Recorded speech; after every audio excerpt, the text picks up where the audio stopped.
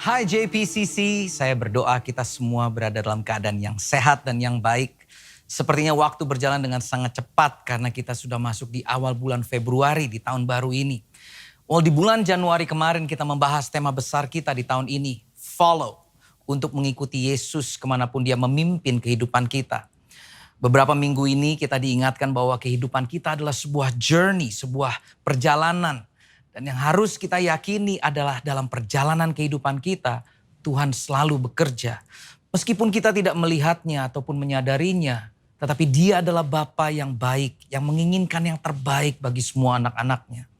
Meskipun apa yang kita anggap terbaik untuk kita belum tentu sama dengan apa yang Tuhan anggap terbaik bagi kita.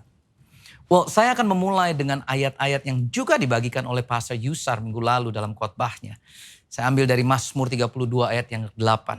Dikatakan begini, kata Tuhan, aku akan menunjukkan jalan yang harus kau tempuh. Ini janji Tuhan. Engkau akan kubimbing dan kunasehati. Ayat 9, jangan seperti kuda yang tidak berakal, yang harus dikendalikan dengan kekang dan tali supaya menurut. Dalam bahasa Inggrisnya dikatakan begini, I hear the Lord saying, I will stay close to you, instructing and guiding you along the pathway of your life. I will advise you along the way and lead you forth with my eyes as your guide. And I like this part. So don't make it difficult. Don't be stubborn when I take you where you've not been before. Don't make me tug you and pull you along. Just come with me. 20 tahun yang lalu saya menulis sebuah lagu berjudul I Will Follow You. Kalau saudara ingat lagunya berarti sudah ketahuan umurnya. Lagu ini saya tulis sebagai sebuah pernyataan janji seorang anak muda karena waktu itu saya berumur 27 tahun untuk hidup mengikuti Tuhan dalam setiap musim kehidupan saya.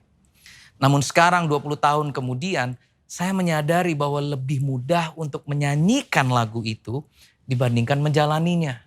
Karena berapa banyak dari kita yang tahu bahwa mengikuti Tuhan itu sulit. To really follow Jesus wholeheartedly. Dan bukan hanya sekedar mengikuti Tuhan kalau kita lagi bisa atau lagi mau aja.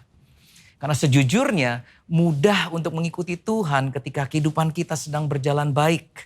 Namun sangat sulit untuk kita mengikuti Tuhan ketika kita tidak mengerti kemana kita sedang dibawa pergi. Atau jika jalan di depan kita terlihat gelap dengan badai dan penuh dengan pergumulan. Saya pikir ini yang banyak sekali terjadi dengan kita semua. Kita sering ragu untuk mengikuti Tuhan sungguh-sungguh karena kita takut akan hal-hal yang tidak kita ketahui dan yang tidak kita mengerti. Kita tidak mempercayai Tuhan karena kita tidak bisa mengerti dengan jelas perjalanan di depan mata kita dan tujuannya. Ada sebuah aplikasi GPS yang saya gunakan on my phone years ago, beberapa waktu yang lalu, to help guide my driving to my destination. Tetapi karena aplikasi GPS ini waktu itu masih baru, data jalanan dan petanya belum up to date. Sehingga aplikasi GPS ini sering membawa saya melalui rute jalanan yang sangat sempit. Bahkan sampai suatu waktu mobil saya terjebak di sebuah gang yang sangat kecil.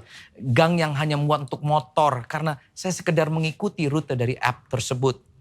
Saya butuh waktu lebih dari 1 jam untuk mundur mobil pelan-pelan dari gang tersebut dibantu oleh orang-orang yang tinggal di lingkungan itu. Dan akhirnya saya harus mencari rute lain menggunakan aplikasi GPS yang lebih terpercaya untuk saya bisa sampai ke tujuan. You see, percaya, believe, dan mempercayai, trust, adalah 2 hal yang berbeda. Karena saya percaya, I believe aplikasi GPS-nya berfungsi, it was working. Namun saya tidak bisa mempercayainya, tidak bisa mengandalkannya, trust, untuk bisa menunjukkan rute yang terbaik bagi saya. Di dunia ini, banyak orang yang believe bahwa Tuhan itu ada. Bahwa Tuhan Maha Kuasa, Tuhan Maha Besar. Mereka bahkan suka menyanyikan lagu-lagu tentang Tuhan.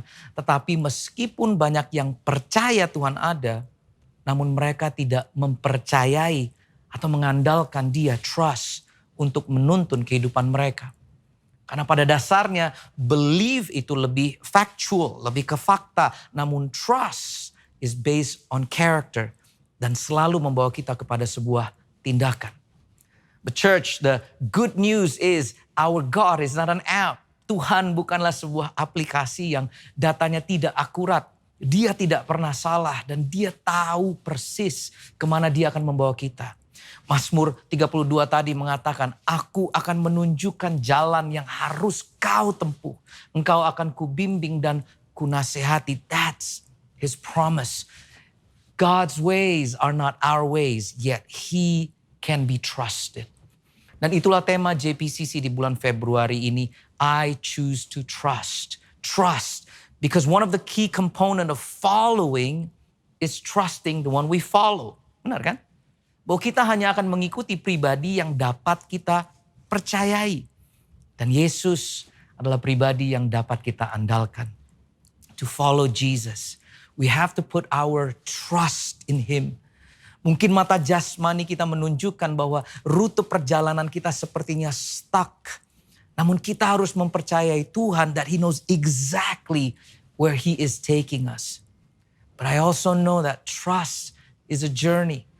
Dan saya ingin membagikan beberapa hal yang saya pelajari in this journey of trusting God. So here's the first lesson in my journey. Understanding how God works is not my job. Trusting Him is. Untuk mengerti cara bekerja Tuhan bukanlah tugas saya. Tugas saya adalah mempercayai Dia. Karena iman bekerja saat kita mempercayai Tuhan di saat kita tidak mengerti. Dia berjanji bahwa Dia tidak akan pernah meninggalkan kita walau sedetik pun. Dia akan selalu bersama dengan kita, memberikan petunjuk dan membimbing kita. It's His promise. Tetapi banyak dari kita belum bisa mempercayai Tuhan sepenuhnya karena kita lebih nyaman dengan hal-hal yang dapat kita mengerti. Beberapa tahun yang lalu saya berlibur bersama dengan keluarga. Dan biasanya kalau kita berlibur, kita suka libur berbarengan dengan keluarga teman-teman yang lain with other family friends. Dalam liburan keluarga kita pada waktu itu, kita semua menyewakan mobil. Satu mobil untuk satu keluarga. Karena rencananya kita akan melakukan sebuah road trip dari kota ke kota selama liburan ini. Konvoi mobil rame-rame. Nah, karena kami sekeluarga belum pernah traveling ke tempat liburan ini, mobil kami berada di posisi di belakang mengikuti mobil teman kami. Karena mereka yang lebih tahu daerah tersebut daripada saya.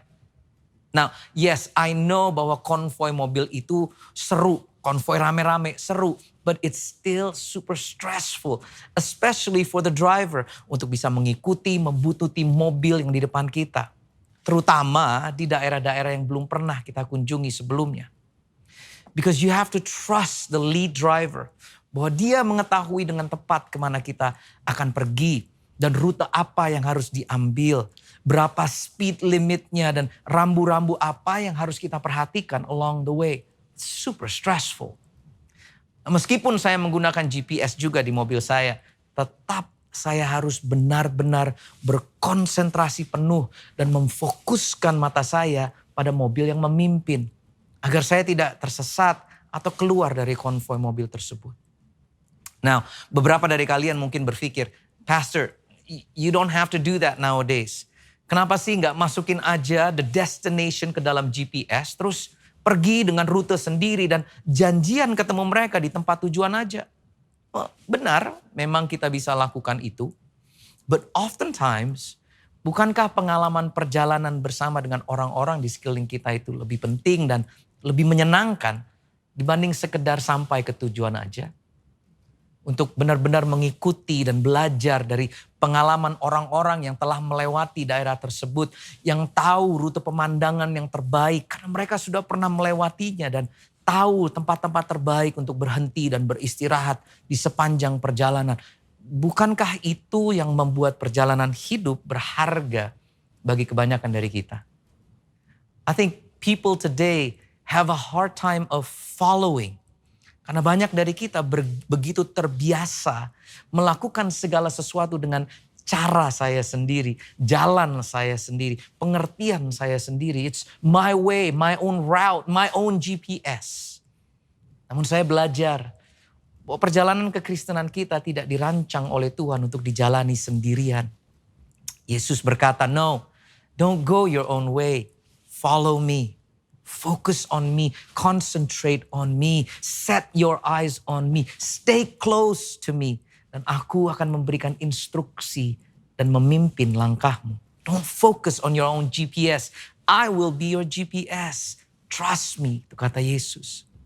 Itu sebabnya ayat 9 tadi mengatakan, don't make me tug you and pull you along. Just come with me. Don't make it difficult. Don't be stubborn. Just trust me to lead you. I remember what Pastor Alfie said in his sermon, bahwa jauh lebih baik untuk tidak mengerti daripada tidak percaya. Tidak percaya di sini bukan sekedar tidak believe, namun tidak mempercayai atau mengandalkan, trust. Well, I pray that we trust God in obedience and follow Him even when we don't understand. Saya selalu kembali ke Amsal 3 ayat 5 dan 6 setiap kali saya ingin belajar tentang trust. Kita tahu ayatnya. Percayalah kepada Tuhan dengan segenap hatimu dan janganlah bersandar kepada pengertianmu sendiri.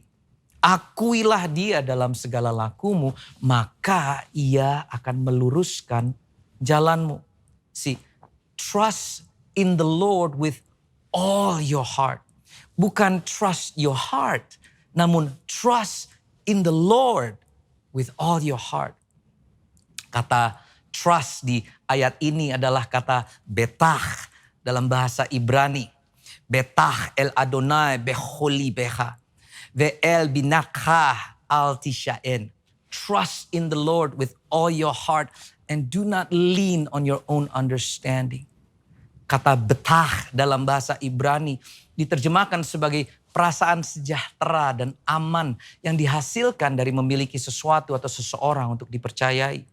Trust is to feel safe and secure. Artinya hidup yang tenang karena percaya kepada Tuhan, karena bersandar kepada Tuhan, karena memegang Dia dan tidak mau melepaskannya. To hold on unto God. It reminds me of how children trust and hold on to their parents. Anak perempuan saya yang paling kecil, Karis, selalu saya bawa dalam sermon saya. Anaknya sangat ekspresif dan clingy. Sebentar-sebentar memanggil Daddy, Mommy. Nggak bisa ditinggal lama-lama. Setiap kali saya Zoom meeting, pasti dia akan masuk ke ruang kerja saya di rumah dan mencari-cari saya. Karis itu selalu maunya nempel. Kalau duduk di sofa di ruang tamu, pasti dia langsung duduk bersandaran dengan saya. Seperti ayatnya, trust in the Lord dan bersandar. Bukan kepada pengertian kita, namun kepada Bapa. Dan biasanya tangan saya dipegang sama dia dan setiap kali saya mencoba untuk menarik tangan saya, pasti dia menarik tangan saya kembali sambil teriak, "No!" Well, Holy Spirit reminded me that that's the picture of trust. Hidup yang tentram karena percaya pada Tuhan, karena bersandar kepada Bapa, memegang Dia dan tidak mau melepaskannya. Here's the second point of my journey of trusting God. When we hold on to our God in our trust, we have to learn to let go of the other things in our hands. Ketika kita berpegangan pada Tuhan dalam mempercayai Dia, belajarlah untuk melepaskan hal-hal lain yang sedang kita pegang di tangan kita. Because let's face it, sulit untuk kita memegang sesuatu saat kita sedang berpegang erat kepada seseorang. Kalau anak saya kelelahan dan minta digendong, mereka harus melepaskan semua mainan, tas, atau semua hal-hal yang ada di tangan mereka saat mereka merangkul saya untuk digendong. Kita pun harus belajar melepaskan segala hal-hal yang sedang kita genggam erat-erat dalam hidup ini yang membuat kita sulit untuk berserah dan mempercayai Tuhan. Remember, surrender is not surrender jika kita masih memegang erat semua senjata di tangan kita. Put your weapons down. Put your defenses down and trust God to fight our battles.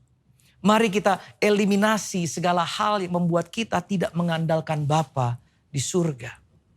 Masalahnya kebanyakan dari kita tidak berani untuk melepaskan hal-hal yang kelihatan untuk mempercayai dan bersandar kepada Tuhan yang tidak kelihatan. We are afraid to let go of the safety of this life we know karena banyak dari kita tidak yakin bahwa Tuhan akan memelihara semua kebutuhan kita saat kehidupan kita tidak berjalan seperti yang kita inginkan. And that's the question, isn't it? Why is it so hard for us to trust God? Oh, karena memang dalam hidup ini kekecewaan pasti terjadi. Pergumulan pasti terjadi. Manusia yang tidak sempurna bisa mengecewakan saudara dan saya. Hal-hal yang buruk, hal-hal yang tidak kita inginkan terjadi. Meskipun kita sudah berdoa dan meminta kepada Tuhan sesuai dengan yang kita mau. Namun kepedihan, kesengsaraan, dan pergumulan masih tetap terjadi. It's like kita sudah berusaha nyetir sekuat tenaga, mencoba untuk mengikuti mobil di depan kita. Namun sesuatu terjadi yang membuat kita lengah dan kehilangan arah. Dan kita mulai kebingungan dan kecewa kepada Tuhan. And stop trusting Him. Karena pengertian kita berpikir bahwa sebenarnya kan Tuhan bisa. Tuhan sanggup memberikan kepada kita semua permintaan kita. Dia kan sanggup untuk menyembuhkan penyakit mama atau menjamah opa di rumah sakit. Tuhan kan sanggup menyelamatkan bisnis kita. Namun ternyata di luar pengertian kita, rencana dan timingnya Tuhan kadang-kadang berbeda dengan kita.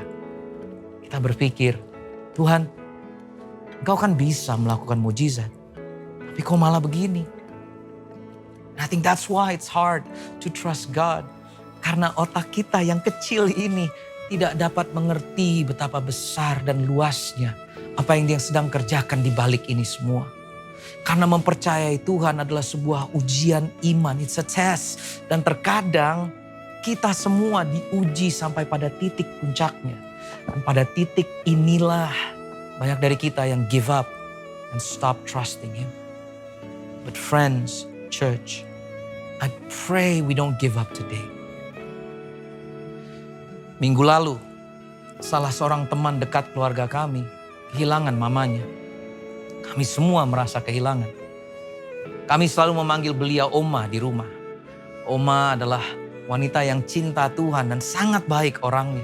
Sudah menganggap saya dan istri saya dan anak-anak kami sebagai keluarganya sendiri. Karena komplikasi COVID-19, kondisi kesehatan Oma menurun dengan cepat dan kami sekeluarga berdoa kepada Tuhan minta kesembuhan dan pemulihan. Bahkan ada satu hari di mana kondisi Oma membaik dan kami semua mengucap syukur kepada Tuhan. Namun keesokan harinya ternyata Oma dipanggil pulang oleh Bapa di rumah sakit. And we were all left speechless. We prayed for healing, but God had a different plan. Sewaktu kami berbicara dengan teman kami, anaknya, sambil menangis, terisak-isak, dia berkata kepada saya dan istri saya, kita sekeluarga sudah melakukan yang terbaik yang bisa kita lakukan buat Oma. Dan meskipun kita tidak mengerti kenapa begini, tetapi saya tetap percaya bahwa Tuhan baik, bahwa Tuhan tetap baik. Yes, trusting God is hard. To trust God in the light is nothing, but to trust Him in the darkness, that is faith. Mempercayai Tuhan adalah sebuah ujian iman. Namun saya melihat sendiri bagaimana teman kami sampai kepada titik ujian tersebut dan dia bisa melewatinya dengan iman, pengharapan, dan trust yang lebih besar dari sebelumnya. In life, the greatest invitation for trust and faith is uncertainty. Undangan terbesar untuk kita mempercayai Tuhan dan beriman adalah ketidakpastian. Karena segala sesuatu dalam diri semua manusia selalu menginginkan yang namanya kepastian. I need to understand God. Sebelum saya memutuskan untuk mempercayaimu, I need to know the end of my story. But church, that's not how trust, faith, and obedience work. Untuk mengikuti Yesus, we simply have to trust that He is good. And He loves us very much. Dan dalam keyakinan itulah saya mempercayai Tuhan dan mengikuti Dia dalam segala musim kehidupan. The simple truth is this, the outcome is God's responsibility, but the trust and obedience is ours. Hasil akhir adalah tanggung jawabnya Tuhan, namun kepercayaan dan ketaatan adalah tanggung jawab saudara dan saya. Here's the thing. Setiap ayat yang tertulis dalam kitab suci menunjukkan kepada kita bahwa Tuhan kita itu setia dan Dia dapat diandalkan.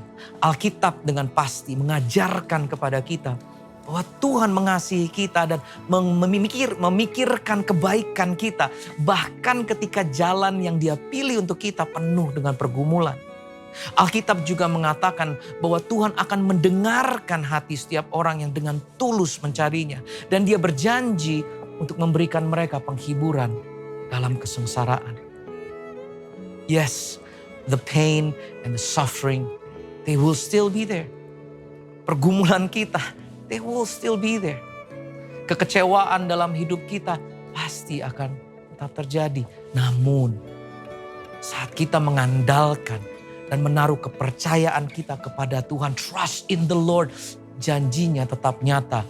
I will stay close to you, instructing and guiding you along the pathway of your life. Mazmur 32 katakan, just stay close, trust me and follow me. Tuhan mengerti setiap kepedihan kita. Trust Him to take care of all the things we cannot control. Dan tanpa kita sadari, setiap pengalaman kita dalam badai bersama dengan Tuhan membuat kita menjadi lebih beriman dan kuat, lebih penuh pengampunan, lebih penuh kesabaran, bahkan lebih memiliki pengharapan dibandingkan musim-musim sebelumnya. Because the ultimate goal of following Jesus is always transformation. Who will I become? Yang Tuhan ubahkan, transformasikan bukan situasi hidup di sekitar kita, namun di dalam kita. Our character, our faithfulness, our kindness, love for God and for others, our trustworthiness. Bahwa saya bisa menjadi orang yang diandalkan karena saya belajar mengandalkan Kristus. I asked Karis beberapa hari yang lalu waktu saya sedang mempersiapkan sermon ini. Saya bertanya, do you trust Daddy?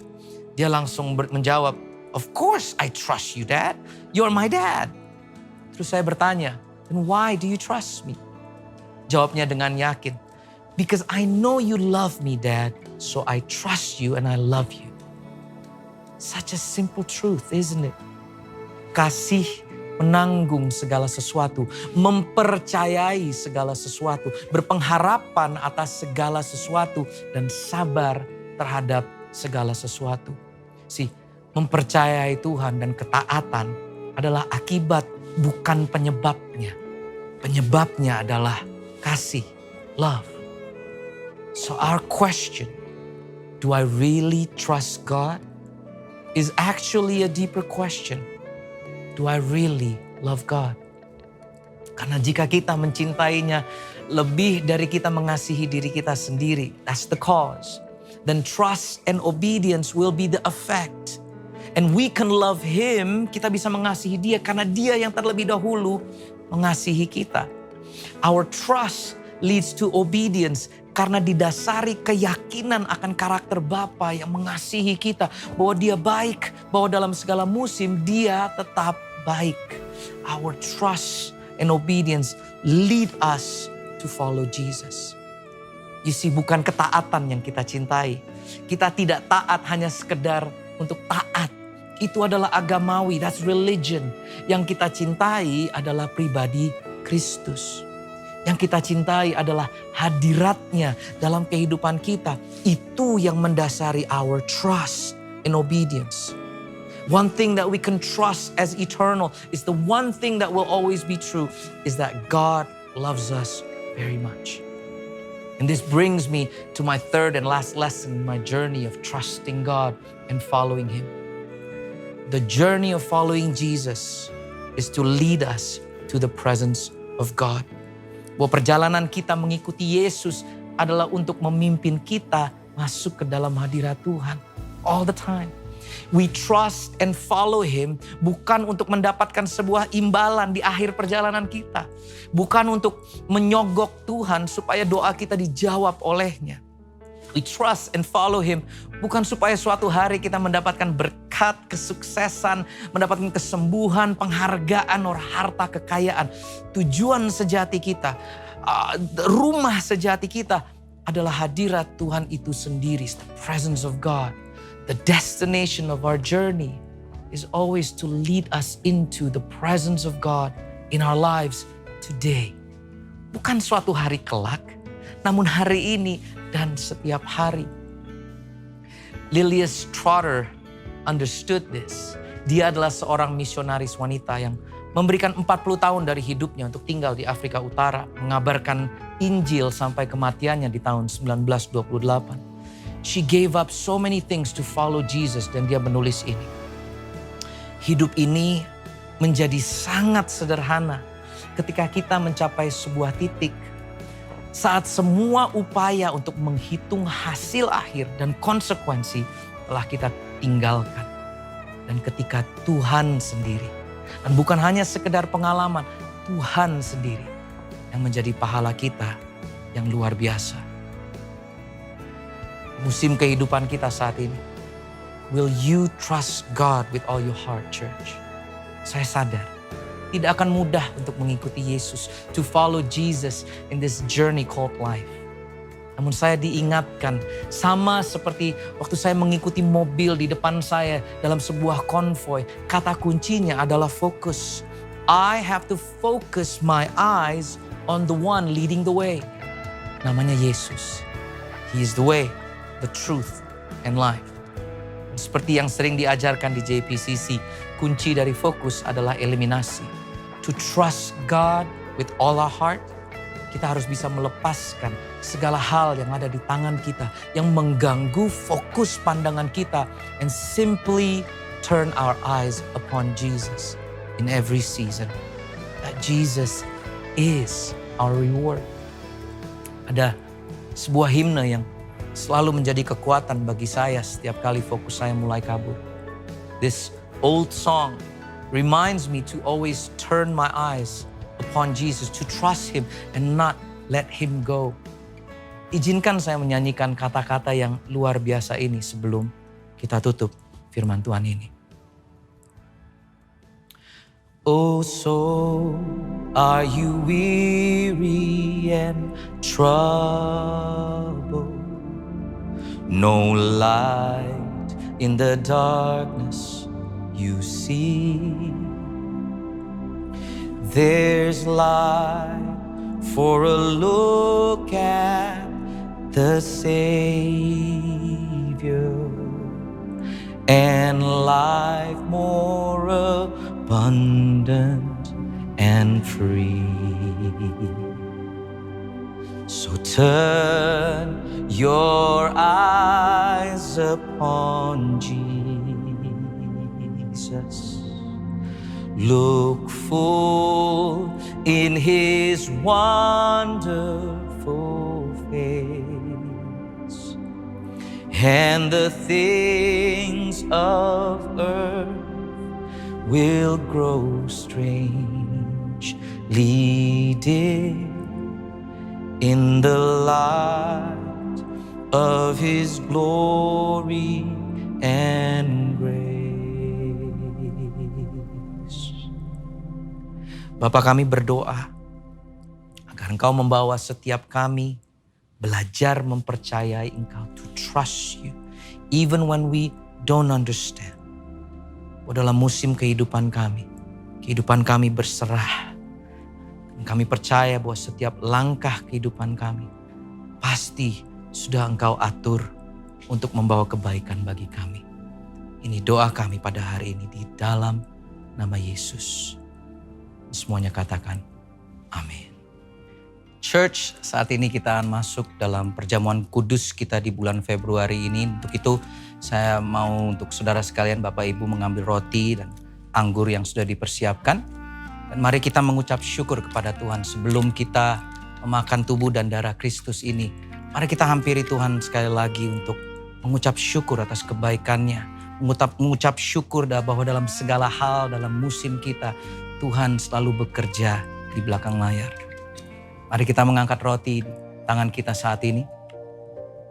Sebab apa yang telah kuteruskan kepadamu, telah aku terima dari Tuhan. Yaitu bahwa Tuhan Yesus pada malam waktu Ia diserahkan mengambil roti. Sesudah itu Ia mengucap syukur atasnya. Ia memecah-mecahkannya dan berkata, inilah tubuhku yang diserahkan bagi kamu. Perbuatlah ini menjadi peringatan akan aku. Mari kita memakan tubuh Kristus.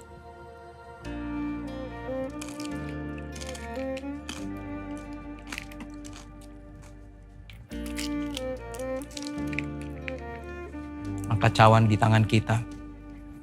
Demikian juga ia mengambil cawan sesudah makan, lalu berkata, cawan ini adalah perjanjian baru yang dimeteraikan oleh darahku. Perbuatlah ini setiap kali kamu meminumnya menjadi peringatan akan aku.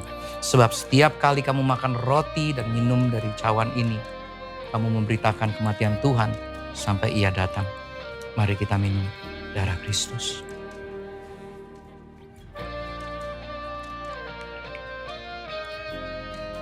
Angkat tanganmu di rumah dan sembah Dia dengan kata-katamu sendiri dan ucapkan syukurmu kepada Tuhan untuk setiap anugerah yang Dia sudah beri. Bapa, kami ucapkan syukur buat hari ini. Kami ucapkan syukur buat firman-Mu. Kami ucapkan syukur buat hadirat-Mu dalam kehidupan kami. Dan kami ucapkan syukur buat pengorbanan-Mu di kayu salib. 2000 tahun yang lalu Engkau memberikan tubuh-Mu dan darah-Mu bagi kami. Untuk itu ya Tuhan, ajar kami untuk terus berserah, untuk terus mempercayai, to trust and to surrender. Bahwa hidup ini hanya untuk memuliakan nama-Mu. Terima kasih ya Tuhan, saat ini kebaktian kita sudah selesai. Angkatlah tangan-Mu dan terimalah berkat yang datangnya daripada Allah Bapa. Penyertaan bersama dengan putranya yang tunggal Yesus Kristus yang mati di kayu salib bagi kita semua. Bersama juga dengan Roh Kudus yang selalu membimbing setiap perjalanan dan langkah kehidupan kita. Biarlah kehidupan kami semua menjadi kemuliaan bagi Dia. Kau tutup bungkus kami ya Tuhan, Kau jaga kami, protect us oh God with your anointing and with your blood. Kami naikkan segala puji syukur hanya di dalam nama Yesus Kristus Tuhan. Dan semuanya yang percaya di tempat masing-masing katakan, Amin. God bless you all, church.